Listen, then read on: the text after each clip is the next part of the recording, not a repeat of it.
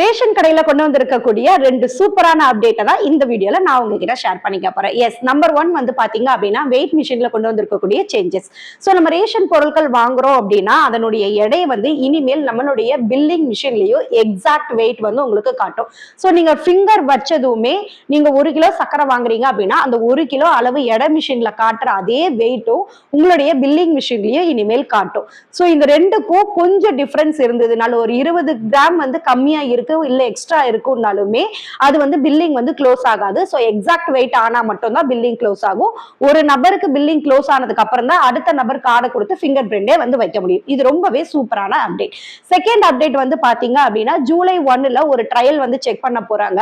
அதாவது 70 வயதுக்கு மேற்பட்ட முதியவர்களுக்கும் மாற்றுத்திறனாளிகளுக்கும் வீடுகள் தேடி ரேஷன் பொருட்கள் எல்லாமே கொடுக்க போறாங்க. இது வந்து ஒரு முன்னோட்டம் மட்டும் தான். இது சக்சஸ் ஆயிருச்சு அப்படின்னா ஆகஸ்ட் 15 அன்னைக்கு தமிழ்நாடு முழுவதும் கொடுக்கப்படும் சொல்லியிருக்காங்க. இந்த ட்ரையல் வந்து பாத்தீங்கன்னா ரொம்பவே முக்கியமான சென்னை போன்ற ஒரு 5 நகரங்கள்ல மட்டும்தான் நடக்க போகுது.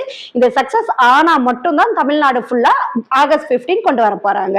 யாருக்கெல்லாம் இந்த அப்டேட் பிடிச்சிருக்கோ உங்களுடைய கருத்துக்களை மறக்காம கமெண்ட்ஸ்ல சொல்லிட்டு போங்க.